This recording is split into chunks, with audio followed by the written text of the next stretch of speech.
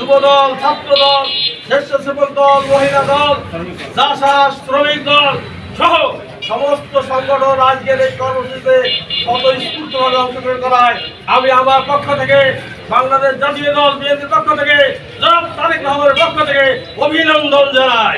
অনেক দিন পরে আমরা মুক্ত মনে প্রতিষ্ঠানের চেয়ারম্যান শহীদ রাষ্ট্রপতি জিয়াউর রহমান যদি বেঁচে থাকতেন তাহলে উনি সবচাইতে বেশি খুশি হবেন এই গোপালগঞ্জের জনতার এই উপস্থিতি দেখে, কর্মসূচি দেখে।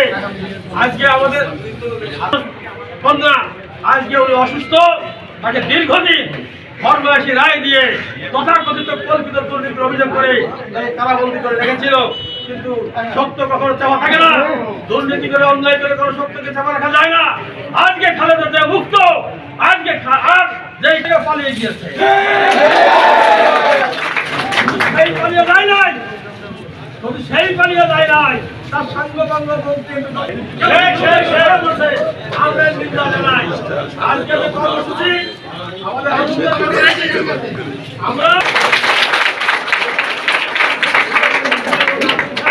আমাদের আজকের এই অবস্থান কর্মসূচির পাশাপাশি আমাদের সংগঠন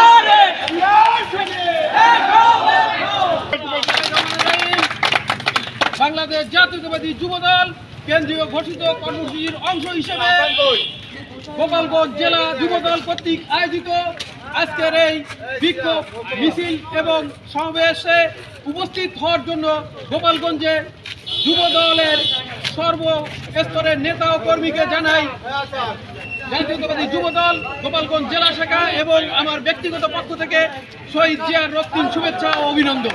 জাতীয়তাবাদী যুবদল জিন্দাবাদ, শহীদ জিয়া অমর হোক, তারুণ্যের অহংকার, তারেক জিয়া জিন্দাবাদ। তারেক জিয়া বীরের বেশে আসবে ফিরে বাংলা।